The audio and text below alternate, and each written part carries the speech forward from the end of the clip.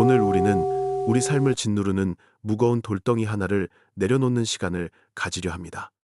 살아가면서 누군가에게 깊은 상처를 받고 그 억울함과 분노를 가슴속에 한으로 품고 살아가는 분들이 참 많으십니다. 그 사람만 생각하면 자다가도 심장이 두근거리고 울화가 치미는데 도대체 어떻게 용서하라는 말인지 화가 나실지도 모르겠습니다. 하지만 불교의 지혜는 우리에게 아주 냉정하면서도 자비로운 진실을 들려줍니다. 용서는 결코 나에게 상처를 준 그 사람을 위한 선행이 아니며 오히려 오로지 나 자신만을 위한 가장 처절하고도 이기적인 생존 전략이라는 사실입니다.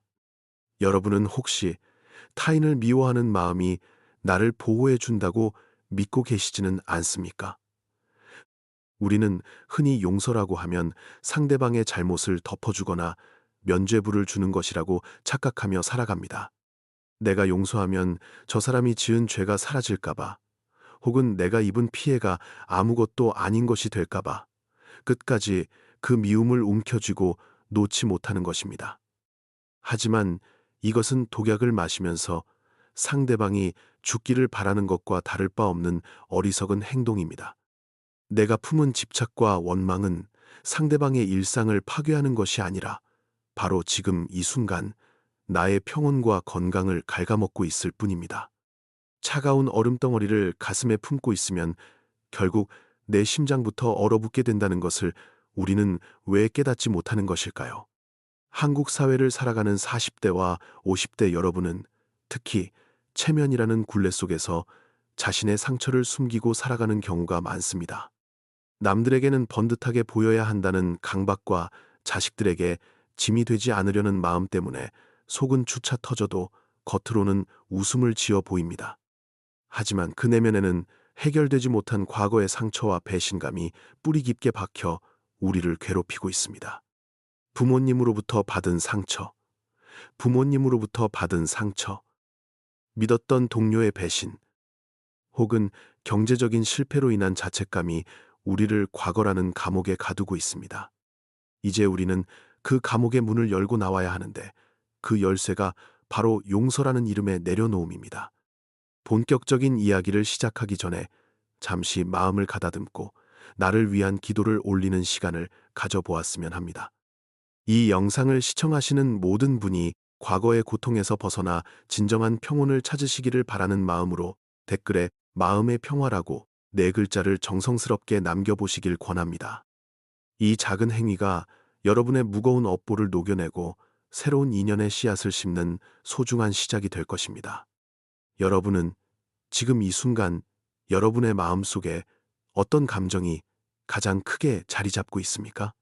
그 감정이 정말로 여러분의 남은 인생에 도움이 된다고 생각하시나요? 불교에서는 우리가 겪는 모든 고통의 근원을 나라는 존재에 대한 강한 집착에서 찾고 있습니다. 내가 이만큼 대우받아야 하는데, 내가 이렇게 성실하게 살았는데 어떻게 나에게 이럴 수 있느냐는 그 마음이 우리를 지옥으로 밀어넣습니다. 상대방이 나쁜 행동을 한 것은 그 사람의 업보일 뿐이며 내가 그것을 평생 가슴에 담아두고 괴로워하는 것은 나의 선택입니다. 마음 챙김을 통해 내가 지금 화를 내고 있다는 사실을 객관적으로 바라보는 연습이 필요합니다. 화라는 불길이 나를 태우고 있을 때 우리는 그 불을 끄려 하기보다 불을 지른 사람을 탓하느라 정작 내 집이 다 타버리는 것을 방치하곤 합니다. 우리가 용서하지 못하는 또 다른 이유는 그것이 패배라고 생각하기 때문인데 이는 아주 큰 착각입니다. 진정한 강자는 상대방의 사과를 받아내서 무릎을 꿇리는 사람이 아니라 상대방의 존재가 더 이상 내 마음에 파동을 일으키지 않게 만드는 사람입니다. 내가 그 사람을 용서한다는 것은 그 사람이 옳았다는 뜻이 아니라 나의 평화가 그 사람의 잘못보다 훨씬 더 소중하다는 것을 선언하는 것입니다. 이것은 비굴함이 아니라 삶의 주도권을 다시 찾아오는 가장 당당한 행위입니다. 여러분의 소중한 오늘을 이미 지나간 어제의 망령들에게 내어주지 마십시오. 우리는 흔히 인연이라는 말을 좋은 뜻으로만 사용하지만 불교에서의 인연은 질기고 무서운 고리와도 같습니다. 원망하는 마음을 품고 있으면 죽어서도 그 인연의 끈이 이어져 다음 생에서도 서로를 괴롭히는 악연으로 만난다고 합니다. 내가 지금 이 순간 용서하고 마음을 비우는 것은 이번 생의 고통을 끝내는 것뿐만 아니라 영원히 계속될지도 모르는 악순환의 고리를 끊어내는 거룩한 작업입니다. 내 마음의 방 한 칸을 미운 사람을 위해 내어주고 그가 거기서 마음대로 활개치게 두지 마십시오. 방세를 내지도 않는 그 불청객을 이제는 정중히 그러나 단호하게 내보내야 할 때입니다. 용서는 단번에 이루어지는 기적이 아니라 매일 조금씩 연습해야 하는 수행과도 같습니다. 아침에 눈을 떴을 때, 그리고 밤에 잠들기 전에 나에게 상처 준 이들을 떠올리며 그들의 무명을 가엾게 여기는 마음을 아주 조금만 내어 보십시오. 그들도 결국 자신의 어리석음과 욕심 때문에 죄를 지었고 그 결과로 언젠가는 스스로의 업보를 치르게 될 불쌍한 중생일 뿐입니다. 그들을 심판하는 것은 하늘의 몫이지 여러분의 몫이 아닙니다. 여러분의 에너지를 타인을 저주하는 데 쓰지 말고 오직 나를 사랑하고 치유하는 데 집중하시길 바랍니다. 지금 여러분의 가슴을 답답하게 만드는 그 감정의 실체는 무엇입니까? 살다 보면 누구나 씻을 수 없는 상처를 입게 마련이지만 그 상처를 흉터로 남길지 아니면 평생 피가 흐르는 생채기로 둘지는 본인의 선택에 달려 있습니다. 부처님께서는 화살을 한 대 맞는 것은 피할 수 없어도 두 번째 화살은 맞지 말라고 가르치셨습니다. 타인이 준 상처가 첫 번째 화살이라면 그 상처를 되새기며 스스로를 괴롭히는 것은 두 번째, 세 번째 화살을 내 몸에 직접 꽂는 일입니다. 이제 그 화살을 하나씩 뽑아내고 연고를 발라주어야 합니다. 타인을 향한 증오라는 이름의 화살을 뽑아낼 때 비로소 우리는 진정한 자유를 만끽할 수 있게 됩니다. 이 여정은 쉽지 않겠지만 여러분은 혼자가 아닙니다. 우리가 함께 마음을 모으고 지혜를 나눌 때 그 무거운 짐은 조금씩 가벼워질 것입니다. 앞으로 이어질 이야기들을 통해 어떻게 구체적으로 우리 삶의 현장에서 용서를 실천하고 뒤틀린 인연을 풀어낼 수 있을지 함께 고민해 보려 합니다. 마음의 문을 조금만 열어주십시오. 그 틈으로 들어오는 작은 빗줄기가 여러분의 어두운 내면을 환하게 밝혀줄 것입니다. 자, 이제 무거운 숨을 한번 크게 내쉬고 과거의 나를 안아줄 준비가 되셨나요? 여러분의 진정한 치유는 바로 지금 이 마음에서부터 시작됩니다. 인과응보라는 말을 들으면 흔히 먼 미래나 다음 생의 일이라고 생각하기 쉽지만 사실 그것은 지금 이 순간 우리의 몸과 마음에서 실시간으로 일어나는 아주 정교한 물리 법칙과 같습니다. 우리가 누군가를 향해 강한 원망의 화살을 쏠 때 그 화살이 상대방에게 닿기 전에 이미 활을 당기는 나의 손과 어깨에는 엄청난 긴장과 고통이 수반된다는 사실을 인지해야 합니다. 마음속에 품은 독한 생각은 보이지 않는 에너지의 흐름이 되어 가장 먼저 나의 혈관을 수축시키고 호흡을 가쁘게 만들며 결국에는 삶의 전반적인 운의 흐름까지도 막아버리는 무거운 장애물이 됩니다. 여러분은 혹시 이유 없이 몸이 무겁고 하는 일마다 꼬인다는 느낌을 받은 적이 없으신가요? 불교에서 말하는 업보란 단순히 벌을 받는 것이 아니라 내가 지은 행위의 에너지가 나에게 되돌아오는 자연스러운 순환의 과정이며 특히 인간관계에서의 증오는 가장 강력한 악업 중 하나로 작용합니다. 미워하는 사람의 얼굴을 떠올릴 때마다 뇌에서는 스트레스 호르몬이 분출되고 이것이 장기간 반복되면 우리 몸은 자가 치유 능력을 상실하여 이름 모를 통증이나 불면증에 단저 시달리게 되는데 이것이 바로 현세에서 겪는 첫 번째 인과입니다. 나를 아프게 한 사람을 벌주기 위해 내가 스스로 병들어가는 이 비극적인 모순은 우리가 얼마나 무지하게 자신의 생명을 낭비하고 있는지를 여실히 보여주는 증거라고 할 수 있습니다. 또한 이러한 부정적인 마음의 상태는 주변 사람들과의 새로운 인연에도 지대한 영향을 미치며 과거의 상처에 매몰된 사람은 현재 내 곁에 있는 소중한 사람들의 사랑조차 온전히 받아들이지 못하게 됩니다. 내 마음이 가시돋친 선인장처럼 변해버리면 나를 도우러 오는 귀인들조차 그 가시에 찔려 멀어지게 되고 결국 나는 더욱 고립되어 나는 참 인복이 없다라고 한탄하며 스스로 만든 지옥 속에 갇히게 되는 것입니다. 이것이 바로 원망이 가져오는 두 번째 인과인데, 우리는 흔히 이것을 환경 탓이나 남 탓으로 돌리며 정작 내 안에 불씨를 끌 생각은 하지 못한 채 살아갑니다.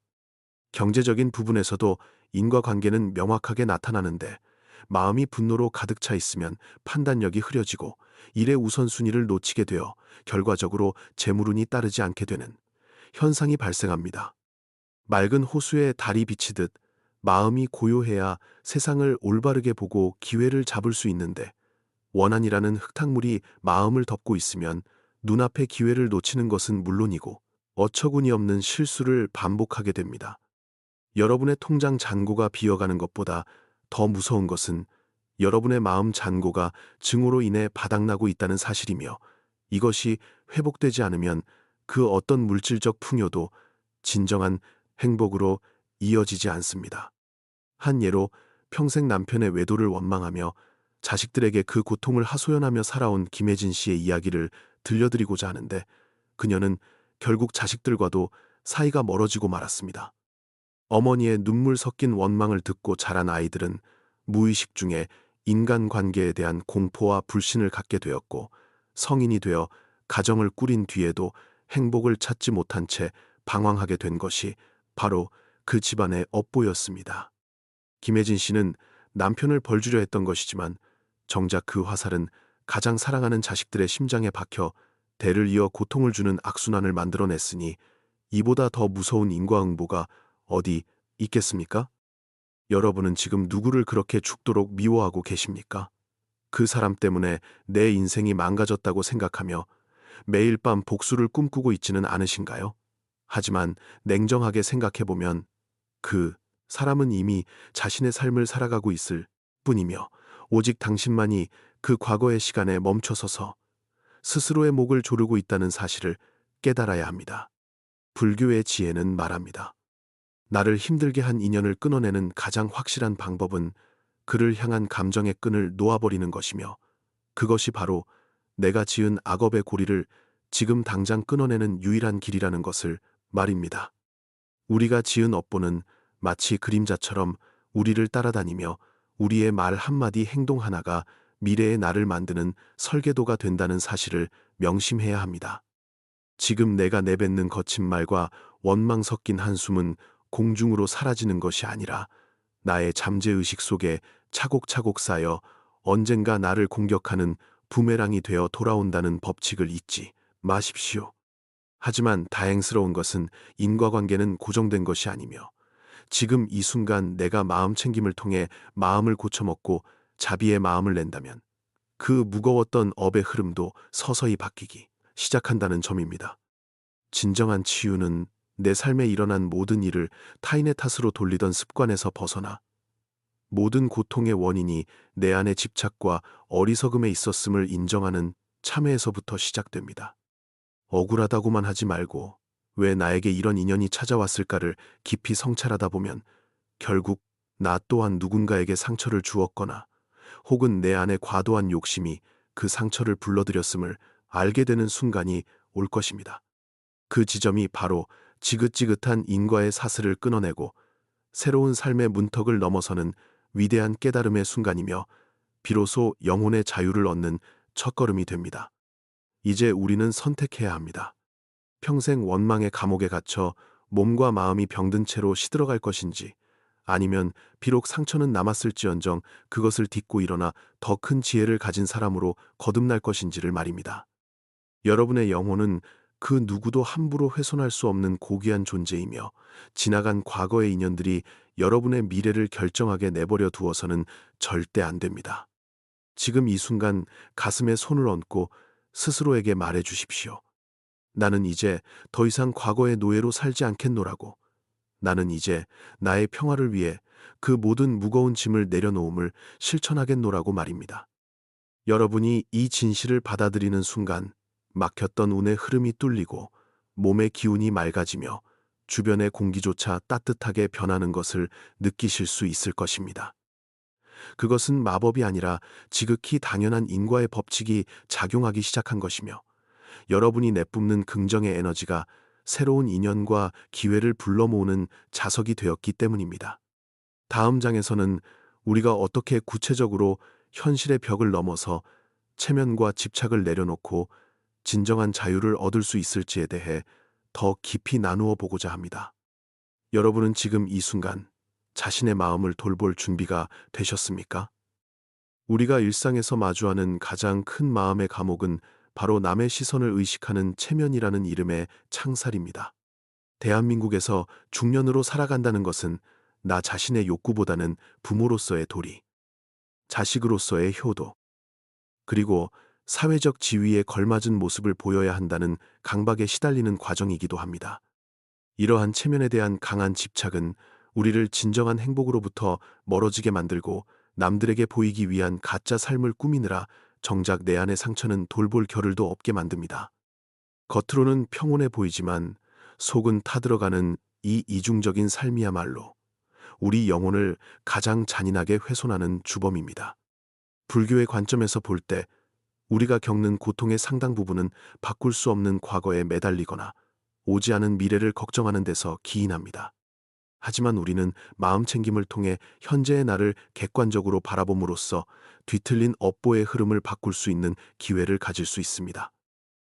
운명은 정해진 철길이 아니라 우리가 매 순간 내리는 선택에 의해 그 방향이 결정되는 유연한 흐름이기 때문입니다. 과거에 내가 받은 상처가 나의 인연이었다면 그 상처를 대하는 지금의 태도는 나의 새로운 운명을 만드는 씨앗이 됩니다. 여러분은 남의 시선 때문에 자신의 진심을 숨기고 고통을 견뎌온 적이 얼마나 많으셨습니까? 구체적으로 내려놓음을 실천하기 위해서는 가장 먼저 나를 힘들게 하는 사람으로부터의 사과를 기대하는 마음을 버려야 합니다. 상대방이 잘못을 뉘우치고 사과해야만 내 마음이 풀릴 것이라는 생각은 나의 행복을 상대방의 손에 쥐어주는 것과 같습니다. 그가 변하지 않아도 나는 평화로울 수 있다는 단호한 결심이 필요하며 이것이 바로 진정한 자아의 독립이자 치유의 시작입니다. 원망의 대상을 내 마음의 중심에서 밀어내고 그 자리에 나 자신을 위한 위로와 격려를 채워 넣는 연습을 매일 아침 거울을 보며 실천해 보시기 바랍니다. 우리가 자녀 교육이나 경제적 문제로 고통받는 이유 역시 내 자식은 이래야만 한다는 혹은 내 노후는 이 정도는 되어야 한다는 고정관념에 사로잡혀 있기 때문입니다. 자식 역시 나를 거쳐 세상에 나온 독립된 인연일 뿐 나의 소유물이 아님을 인정할 때 비로소 집착의 굴레에서 벗어나 진정한 부모의 사랑을 줄 수 있습니다. 돈과 명예 역시 잠시 나에게 머물다 가는 구름과 같다는 사실을 깨닫고 그것에 나의 존재 가치를 투영하지 않을 때 우리는 비로소 어떤 상황에서도 흔들리지 않는 내면의 단단함을 갖게 됩니다. 여러분은 자녀의 성공이 곧 나의 성공이라고 믿으며 스스로를 채찍질하고 계시지는 않나요? 현실적인 전업, 즉 업을 바꾸는 방법은 거창한 수행이 아니라 아주 작은 습관의 변화에서 시작됩니다. 누군가 나에게 비난의 말을 던질 때 즉각적으로 화로 반응하기보다 아, 저 사람이 지금 자신의 고통을 나에게 쏟아내고 있구나 라고 한 걸음 물러나 관찰하는 것이 바로 실천적인 불교의 지혜입니다. 나의 마음을 상하게 할 권리를 그 누구에게도 주지 않겠다는 선언을 매일 반복하며 감정의 소용돌이에 휘말리지 않는 연습을 해야 합니다. 이것이 반복되면 뇌의 회로가 바뀌고 과거의 부정적인 습관들이 서서히 힘을 잃으며 평온한 일상이 찾아오게 됩니다. 독성이 있는 관계를 정리하는 것 또한 수행의 중요한 부분입니다. 인연이라고 해서 모든 관계를 억지로 붙잡고 있을 필요는 없으며 나를 파괴하고 갉아먹는 관계는 과감하게 거리를 두는 것이 나를 위한 자비입니다. 부처님께서도 나쁜 친구와 함께 가느니 차라리 혼자서 무소의 뿔처럼 가라고 말씀하셨듯이 나의 평화를 위협하는 인연과는 작별할 용기를 가져야 합니다. 그 과정에서 생기는 주변의 평판이나 오해에 연연하지 않는 것이 바로 체면을 내려놓는 실천적인 행동이자 나 자신을 진심으로 아끼는 태도입니다. 매일 저녁 잠들기 전 오늘 하루 나를 괴롭혔던 생각들을 하나씩 떠올리며 그것들이 실제로 존재하는 것인지 아니면 내 마음이 만들어낸 환상인지를 따져보십시오. 대부분의 걱정은 일어나지 않은 일에 대한 두려움이거나 이미 지나가 버린 일에 대한 후회일 뿐 지금 이 순간의 실체는 없습니다. 오늘 하루 고생 많았다. 이만하면 충분하다라고 스스로에게 건네는 따뜻한 한마디가 그 어떤 명약보다 강력한 치유의 에너지를 발휘하게 될 것입니다. 진정으로 나를 사랑하는 방법이 무엇인지 진지하게 고민하고 행동으로 옮겨본 적이 최근에 언제였습니까? 삶의 무게가 너무 무거워 견디기 힘들 때는 잠시 모든 것을 멈추고 자신의 호흡에만 집중해 보십시오. 들이마시고 내쉬는 숨 속에서 우리는 살아있음을 느끼고 살아있다는 그 자체만으로도 우리는 이미 충분한 가치가 있는 존재임을 깨달아야 합니다. 외부의 조건이나 타인의 평가에 휘둘리지 않고 내 안의 고요한 바다를 찾아가는 이 여정은 그 누구도 대신해 줄 수 없는 오직 나만의 거룩한 길입니다.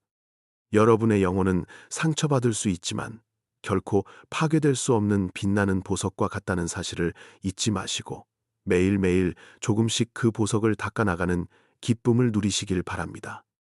마지막으로 우리가 반드시 기억해야 할 것은 치유는 한순간에 완성되는 종착역이 아니라 평생을 지속하는 아름다운 과정이라는 점입니다. 가끔은 다시 화가 치밀고 과거의 상처가 고개를 들 수도 있지만 그때마다 다시 마음챙김의 상태로 돌아오면 됩니다. 넘어져도 괜찮습니다. 다시 일어나 마음의 방향을 자비와 평화로 돌리기만 하면 그것으로 충분합니다. 여러분이 오늘 내딛는 이 작은 한 걸음이 모여 결국 여러분의 인생 전체를 바꾸는 거대한 기적을 만들어낼 것이라고 저는 확신합니다. 이제 진정으로 자유로워질 준비가 되셨습니까? 우리가 왜 그토록 용서하기 힘든지 그 이유를 심리학과 뇌과학의 관점에서 냉철하게 들여다보면 흥미로운 사실을 발견하게 됩니다. 우리 인간의 뇌는 진화 과정에서 생존을 위해 기쁜 기억보다 고통스러운 기억을 훨씬 더 강하게 각인시키도록 설계되어 있는데 이를 부정편향이라고 부릅니다. 과거의 상처를 끊임없이 되새기는 것은 여러분이 나약해서가 아니라 단지 우리 몸이 같은 위험으로부터 자신을 보호하려는 본능적인 방어 기제일 뿐입니다. 하지만 현대 사회에서 이러한 생존 본능은 오히려 우리의 정신을 갉아먹는 독이 되어 돌아오곤 합니다. 여러분은 지금 자신의 뇌가 내리는 본능적인 명령에 무조건 복종하며 고통을 연장하고 있지는 않으신가요? 원망과 분노의 감정이 솟구칠 때 우리 뇌의 편도체는 비상벨을 울리고 몸에서는 코르티솔이라는 스트레스 호르몬이 쏟아져 나옵니다. 불교에서 말하는 업보가 보이지 않는 에너지의 순환이라면 현대의학에서의 업보는 바로 내 몸 안에서 일어나는 생화학적 반응과 그로 인한 질병이라고 할 수 있습니다. 상처를 준 사람을 미워할수록 그 사람의 부정적인 에너지는 내 혈관을 타고 흐르며 나의 심장과 면역 체계를 공격하게 됩니다. 나를 아프게 한 사람을 벌주기 위해 내가 스스로 독을 마시는 이 비논리적인 행동을 우리는 왜 멈추지 못하는 것일까요? 과연 누구를 위한 미움인지 다시 한번 냉정하게 따져보아야 할 때입니다. 심리학에서는 이를 미완성 과제라고 부르기도 하는데 해결되지 않은 감정은 우리 마음속에 남아 끊임없이 에너지를 소모하게 만듭니다. 집착이라는 것은 단순히 어떤 대상을 소유하려는 마음뿐만 아니라 과거의 아픈 기억을 붙잡고 놓아주지 않는 마음까지 포함하는 광범위한 개념입니다. 뇌는 논리적인 설득보다 경험을 통해 학습하기 때문에 단순히 용서해야지라고 생각하는 것만으로는 충분하지 않습니다. 마음챙김을 통해 내가 지금 느끼는 분노가 과거의 잔상일 뿐 현재의 실체가 아님을 뇌에게 반복해서 알려주어야 합니다. 여러분의 마음속에 자리 잡은 그 무거운 돌덩이가 사실은 실체 없는 그림자라는 것을 느껴보신 적이 있습니까? 불교의 연기법은 현대 물리학의 상호 의존성 원리와도 그 궤를 같이 하며 모든 존재는 홀로 존재할 수 없음을 말해줍니다. 내가 누군가를 원망할 때 그 원망의 파동은 상대에게 전달되기 전에 이미 나의 공간을 먼저 오염시킨다는 사실을 논리적으로 이해해야 합니다. 이것은 미신이나 종교적 도덕심의 문제가 아니라 내 삶의 쾌적함을 유지하기 위한 아주 현실적이고 과학적인 선택의 문제입니다. 상대방이 용서받을 자격이 있느냐를 따지기 전에 내가 평화롭게 살 자격이 있느냐를 먼저 질문해야 합니다. 타인의 잘못을 단죄하느라 나의 고귀한 생명력을 낭비하는 것이 과연 현명한 계산법이라고 생각하십니까? 우리가 흔히 말하는 내려놓음은 기억을 삭제하는 것이 아니라 그 기억에 부여된 감정의 무게를 가볍게 재조정하는 심리적 재구조화 작업입니다. 뇌의 신경 가소성 원리에 따르면 우리가 반복적으로 자비와 평온의 마음을 연습할 때 뇌의 회로는 실제로 물리적인 변화를 일으켜 긍정적인 방향으로 재배선됩니다. 즉, 수행은 단순한 믿음의 영역이 아니라 뇌를 훈련시켜 행복에 최적화된 상태로 만드는 고도의 정신공학인 셈입니다. 불교 철학은 이처럼 가장 오래된 심리학이자 가장 앞선 정신과학으로서 우리에게 고통에서 벗어나는 논리적인 지도를 제시해 줍니다. 여러분은 오늘 자신의 뇌에 어떤 새로운 신경회로를 만들어주고 싶으신가요? 많은 분이 용서를 하면 정의가 사라진다고 걱정하시지만 불교의 지혜는 정의와 평화를 분리해서 보지 않습니다. 진정한 인과응보의 법칙은 우리가 억지로 복수하지 않아도 세상의 순리에 따라 엄정하게 작동하고 있음을 신뢰해야 합니다. 내가 직접 벌을 주려 하지 않아도 그 사람은 자신이 지은 업보라는 감옥에 이미 갇혀 고통받고 있을 가능성이 큽니다. 나는 그저 그 악연의 고리에서 내 발을 빼기만 하면 되는 것이지 그 사람의 운명까지 책임질 필요는 없습니다. 악을 악으로 갚는 것은 결국 또 다른 악의 씨앗을 심는 일일 뿐인데 여러분은 이 끝없는 전쟁을 멈출 용기가 있으신가요? 또한 우리가 겪는 한이라는 정서는 억울함이 외부로 분출되지 못하고 안으로 갉아먹을 때 생기는 심리적 응어리입니다. 이를 치유하기 위해서는 감정을 억누르는 것이 아니라 마음 챙김을 통해 그 감정의 실체를 온전히 바라보고 인정해주는 과정이 선행되어야 합니다. 아, 내가 지금 참 많이 억울해하고 있구나. 내가 정말 많이 아팠구나라고 자신을 다독여주는 것이야말로 그 어떤 외부의 사과보다 강력한 치유의 힘을 발휘합니다. 타인이 내린 평가나 체면에 얽매이지 않고 오직 내 내면의 진실에 귀를 기울일 때 비로소 우리는 타인의 행동에 휘둘리지 않는 주체적인 삶을 살 수 있게 됩니다. 논리적으로 볼 때 우리가 과거에 매달리는 이유는 그것을 통해 무언가를 배울 수 있다는 착각 때문이기도 합니다. 하지만 고통스러운 기억을 반복해서 재생하는 것은 학습이 아니라 자해 행위에 가깝다는 사실을 인지해야 합니다. 뇌는 사용하면 할수록 강해지기 때문에 원망을 연습하면 원망의 달인이 되고 평화를 연습하면 평화의 달인이 됩니다. 지금 여러분이 내면에서 반복하고 있는 그 생각은 여러분을 어디로 데려가고 있습니까?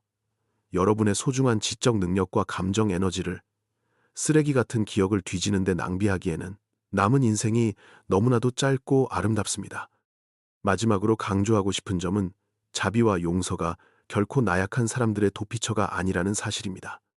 오히려 자신의 분노를 다스리고 타인의 허물을 덮어주는 것은 엄청난 내면의 근력과 지혜가 필요한 가장 용기 있는 자들의 전유물입니다. 무의식적인 반응에 끌려다니는 노예의 삶을 끝내고 의식적인 선택을 통해 평화를 창조하는 주인의 삶으로 나아가십시오. 이것이 바로 부처님께서 가르쳐 주신 중도의 길이며 현대 심리학이 지향하는 정신적 건강의 정점입니다. 여러분은 이제 과거의 망령과 결별하고 오직 현재라는 빛나는 선물만을 온전히 누릴 준비가 되셨습니까? 이러한 논리적 이해를 바탕으로 할 때 우리는 비로소 맹목적인 믿음이 아닌 확신을 가지고 치유의 길을 걸을 수 있습니다. 내 마음의 평화가 그 무엇보다 우선이라는 이기적일 만큼 확고한 기준을 세우고 흔들림 없이 나아가시길 바랍니다. 지혜로운 자는 타인의 불꽃에 자신의 집을 태우지 않으며 타인의 오물에 자신의 옷을 더럽히지 않습니다. 다음 장에서는 이러한 깨달음을 실제로 삶에서 구현하여 기적 같은 변화를 맞이한 구체적인 사례를 통해 인연의 신비로움을 함께 나누어 보고자 합니다. 여러분의 마음은 지금 어떤 대답을 하고 있습니까?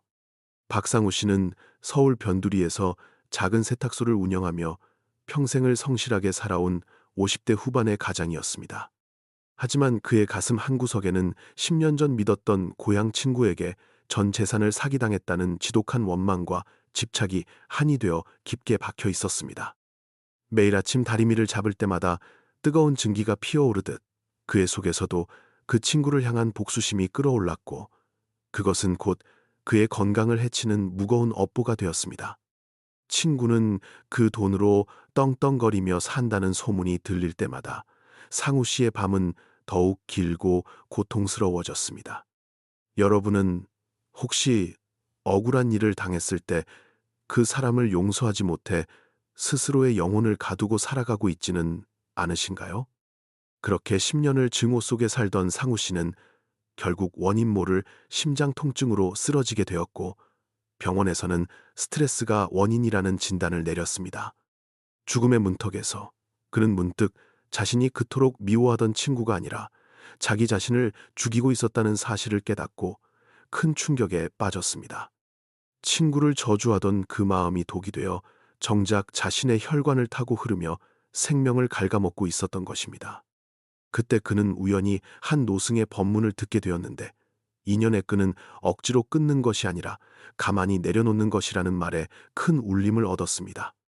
여러분은 지금껏 누군가를 벌주기 위해 자기 자신을 고문하며 살지는 않았는지 돌아본 적이 있으신가요? 상우 씨는 그날 이후부터 매일 아침 일터로 향하기 전 마음 챙김 명상을 시작하며 마음속의 무거운 짐을 하나씩 덜어내기 시작했습니다. 처음에는 친구의 얼굴이 떠오를 때마다 가슴이 두근거렸지만, 그는 그 감정을 억누르지 않고, 아, 내가 아직도 아파하고 있구나라고 담담히 인정해 주었습니다. 그것은 상대방을 용서하기 위한 과정이 아니라 오직 상우 씨 자신을 살리기 위한 처절한 몸부림이자 거룩한 내려놓음의 실천이었습니다. 그는 더 이상 남의 인생에 간섭하지 않고 오직 자신의 호흡과 현재의 작업에만 집중하며 흐트러진 삶의 질서를 바로잡아 나갔습니다. 여러분의 마음속에도 이제는 내보내야 할 해묵은 원망이 자리 잡고 있지는 않습니까? 그렇게 마음을 다스리며 살아가던 어느 날, 상우 씨는 뜻밖의 소식을 전해 듣게 되었는데, 자신을 배신했던 그 친구가 도박에 빠져 전 재산을 탕진하고 병든 몸으로 길거리를 전전하고 있다는 소식이었습니다. 예전 같았으면 고소하다며 박수를 쳤을 그였지만, 신기하게도 상우 씨의 마음에는 아무런 파동도 일지 않았습니다. 친구가 지은 업보가 스스로에게 돌아간 것일 뿐 상우 씨는 이미 그 악연의 고리에서 완전히 벗어나 있었기 때문입니다. 오히려 상우 씨는 그 소식을 듣고 비로소 자신의 마음이 완벽하게 치유되었음을 확신하며 깊은 안도감을 느꼈습니다. 타인의 불행이 나의 위로가 되지 않는 상태. 그것이야말로 진정한 자유의 증거가 아닐까요? 그런데 여기서 놀라운 반전이 일어났는데, 상우 씨가 마음을 비우고 평온을 되찾자 그동안 꼬여있던 그의 삶에 기적 같은 인연들이 찾아오기 시작했습니다. 세탁소 근처에 대규모 아파트 단지가 들어서며 단골 손님이 급증했고, 성실하고 편안한 그의 인품에 감동한 한 독지가가 그에게 세탁 체인점 사업을 제안한 것입니다. 과거에 얽매여 분노로 가득 찼을 때는 보이지 않던 기회들이 마음의 공간을 비우자 저절로 굴러 들어오기 시작한 것이었습니다. 이것은 단순한 행운이 아니라 그가 스스로의 악업을 끊어내고 긍정적인 에너지를 내뿜었을 때 세상이 그에게 보내준 정당한 보답이었습니다. 여러분은 자신의 마음이 맑아질 때 세상이 어떻게 변하는지 경험해보고 싶지 않으신가요? 상우 씨는 사업가로 성공한 뒤에도 자만하지 않고 자신처럼 마음의 상처를 입은 사람들을 돕는 재단을 설립하여 마음 챙김의 지혜를 나누며 살아가고 있습니다. 그는 이제 더 이상 그 친구를 원망하지 않으며 오히려 자신을 깨우치게 해준 아픈 인연이었다고 담담히 회상하곤 합니다. 그가 만약 끝까지 복수심에 불타올랐다면 그는 부유한 사업가가 되기는커녕 아마 화병으로 이미 세상을 떠났을지도 모를 일입니다. 복수는 타인의 피를 흘리게 하는 것이 아니라 나의 상처를 닦아내고 더 나은 사람이 되는 것이라는 사실을 그는 온몸으로 증명해 보였습니다. 진정한 승리란 상대방을 무릎 꿇리는 것이 아니라 내가 더 이상 흔들리지 않는 것이라는 점에 동의하시나요? 이 이야기는 단순히 착하게 살면 복을 받는다는 동화 같은 이야기가 아니라 우리가 어떤 에너지를 품고 사느냐에 따라 삶의 궤적이 어떻게 바뀌는지를 보여주는 엄정한 물리, 법칙입니다. 집착이라는 무거운 유크를 올리지 않으면 배는 결코 앞으로 나아갈 수 없듯이 우리도 과거의 상처라는 유크를 잘라내야만 새로운 인생의 바다로 항해할 수 있습니다. 상우 씨가 겪은 고통은 그를 파괴하기 위한 시련이 아니라 그를 더 큰 그릇으로 만들기 위한 우주의 안배였을지도 모릅니다. 여러분도 지금 겪고 있는 그 아픔이 훗날 거대한 축복의 씨앗이 될 수 있다는 사실을 믿어보시겠습니까? 우리는 흔히 내가 손해를 보았으니 반드시 되돌려 받아야 한다고 생각하지만 세상의 계산법은 우리의 생각보다 훨씬 더 깊고 정교하게 작동합니다. 세상의 계산법은 내가 잃은 돈보다 더 소중한 것은 그것을 대하는 나의 마음가짐이며 그 마음을 어떻게 쓰느냐에 따라 잃어버린 것의 수천 배를 얻을 수도 있습니다. 업보의 사슬은 내가 화를 내고 복수하려 할 때 더욱 단단해지지만 내가 미소를 지으며 놓아줄 때 연기처럼 사라지는 법입니다. 상우 씨는 그 비밀을 깨달았기에 지옥에서 천국으로 단번에 이동할 수 있었던 것이며 여러분도 그 열쇠를 이미 손에 쥐고 있습니다. 지금 여러분의 가슴을 짓누르는 그 감정을 오늘 하루만이라도 가만히 내려놓아 보시는 건 어떨까요? 삶은 끊임없는 인연의 연속이며 우리는 그 속에서 때로는 상처를 주고 때로는 상처를 받으며 서로의 거울이 되어 살아갑니다. 나에게 고통을 준 사람도 결국 나의 내면을 비추는 거울일 뿐이며 그를 통해 나의 나약함과 집착을 발견하게 된다면 그는 이미 나의 훌륭한 스승인 셈입니다. 상우 씨가 그 깨달음을 얻었을 때 그의 인생에 서광이 비쳤던 것처럼 여러분의 삶에도 반드시 빛이 찾아올 것임을 저는 믿어 의심치 않습니다. 과거의 그림자에 숨지 마시고 당당히 햇볕 아래로 나와 여러분만의 아름다운 꽃을 피워내시길 간절히 소망합니다. 여러분은 이미 충분히 고생하셨고 이제는 행복해질 자격이 차고 넘치는 소중한 존재들입니다. 상우 씨의 세탁소 입구에는 작은 글귀가 하나 적혀 있는데 그것은 바로 마음을 세탁하면 인생이 투명해집니다. 라는 문구였습니다. 그는 옷의 얼룩을 지우듯 매일같이 마음의 얼룩을 지워나갔고 그 결과 누구보다 맑고 향기로운 노년을 맞이할 수 있었습니다. 여러분의 인생이라는 옷감에 묻은 원망의 얼룩을 이제는 그만 비벼 빨고 따뜻한 햇볕에 널어 말려보시길 권합니다. 보송보송하게 마른 마음을 입고 세상을 향해 다시 한 걸음을 내딛는 그 순간 여러분은 세상에서 가장 아름다운 사람으로 보일 것입니다. 자, 이제 무거운 과거와 작별 인사를 나누고 진정한 자신을 만날 준비가 되셨나요? 지금까지 우리는 용서라는 긴 여정을 함께 걸어왔습니다. 처음에는 도저히 받아들일 수 없었던 그 무거운 감정들이 이제는 조금씩 가벼워지는 것을 느끼고 계신가요? 불교에서 말하는 진정한 치유는 타인을 변화시키는 것이 아니라 나의 내면을 새롭게 빚어내는 창조적인 과정입니다. 우리는 누군가를 용서함으로써 그에게 면죄부를 주는 것이 아니라 오직 나 자신에게 평화롭게 살 수 있는 권리를 되찾아준 것입니다. 여러분의 가슴 속에 남아있던 마지막 앙금까지 이제는 따뜻한 자비의 빛으로 녹여내야 할 시간입니다. 한국 사회의 중장년층이 겪는 가장 큰 고통 중 하나인 한은 오랜 시간 억눌려온 감정의 응어리입니다. 하지만 이 한을 풀기 위해 외부의 누군가에게 매달릴 필요는 없습니다. 내 안의 불성을 믿고 스스로를 지극히 아끼고 보살피는 마음 챙김이 선행될 때 비로소 그 단단한 응어리는 봄눈 녹듯 사라지게 됩니다. 타인이 나에게 준 상처보다 내가 나에게 준 무관심과 자책이 더 컸던 것은 아닌지 잠잠히 돌아보십시오. 이제는 그 누구보다 고생했을 나 자신을 따뜻하게 안아주며 고생했다 한마디 건네줄 수 있는 여유가 필요합니다. 부처님께서는 보시 중에서도 가장 으뜸가는 보시가 바로 무외시, 즉 타인에게 두려움이 없는 마음을 주는 것이라 하셨습니다. 내가 마음속의 원망과 집착을 내려놓고 평온한 상태를 유지하는 것 자체가 주변 사람들에게 줄 수 있는 가장 큰 선물이자 공덕이 됩니다. 나의 평화가 자식들에게 전해지고 내가 만나는 모든 인연에게 따뜻한 기운으로 퍼져나가는 것. 이것이 바로 우리가 추구해야 할 진정한 상생의 길입니다. 여러분의 얼굴에 피어나는 평온한 미소가 세상의 어떤 보석보다도 가치 있다는 사실을 알고 계십니까? 나이가 들어감에 따라 느끼는 고독과 소외감 역시 우리가 마주해야 할 중요한 인연의 모습입니다. 홀로 있는 시간을 외로움이 아닌 고요한 사유와 명상의 시간으로 전환할 때 우리는 비로소 타인에게 의존하지 않는 주체적인 존재로 거듭날 수 있습니다. 누군가 내 곁에 있어 주길 바라는 마음도 결국은 또 다른 형태의 가래이자 집착임을 깨닫고 내면의 충만함을 채워나가야 합니다. 이제는 밖으로 향하던 시선을 안으로 돌려 내 마음의 정원을 가꾸는 일에 온 힘을 쏟아야 할 때입니다. 사회적 지위나 체면 때문에 억지로 유지해온 가식적인 관계들을 이제는 과감히 정리하고 진실한 나로 돌아오십시오.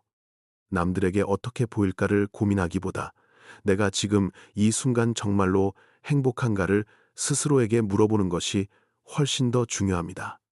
껍데기뿐인 명예나 재물은 언젠가 흩어질 구름과 같지만 내가 닦아놓은 자비로운 성품은 영원히 나의 업보가 되어 다음 생까지 이어지는 유일한 재산이 됩니다.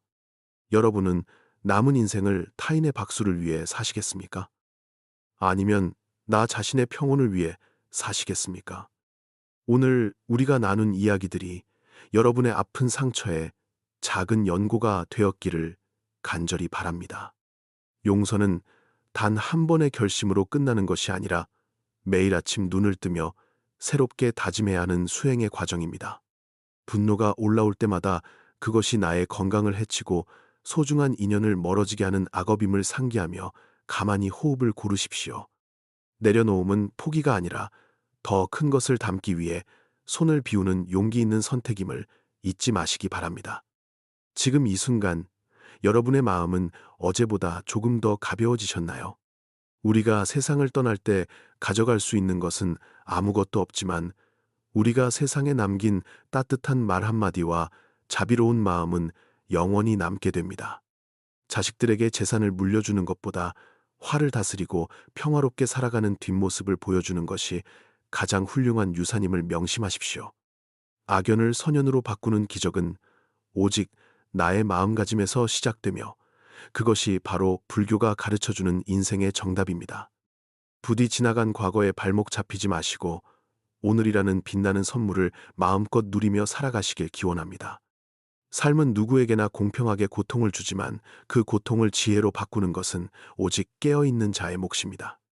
여러분은 이미 이 영상을 통해 치유의 여정을 시작하셨고 그 자체로 충분히 훌륭하고 대단하신 분들입니다. 이제 더 이상 자신을 자책하거나 타인을 원망하는 데 귀한 시간을 허비하지 마시고 오직 사랑과 평화의 에너지를 채워나가십시오. 여러분의 영혼이 맑아질 때 세상 또한 그에 화답하여 따뜻하고 풍요로운 길을 열어줄 것임을 믿으셔도 좋습니다. 마지막으로 여러분께 제안합니다. 오늘 밤 잠들기 전 거울 속에 자신을 바라보며 진심으로 미안하다.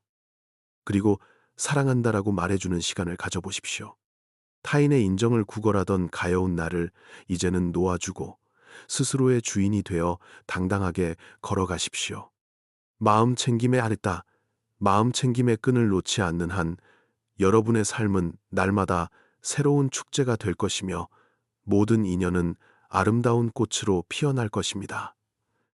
이 긴 여정을 끝까지 함께 해주신 여러분께 깊은 감사를 드리며 여러분의 앞날에 부처님의 가피가 가득하기를 두 손 모아 기도합니다.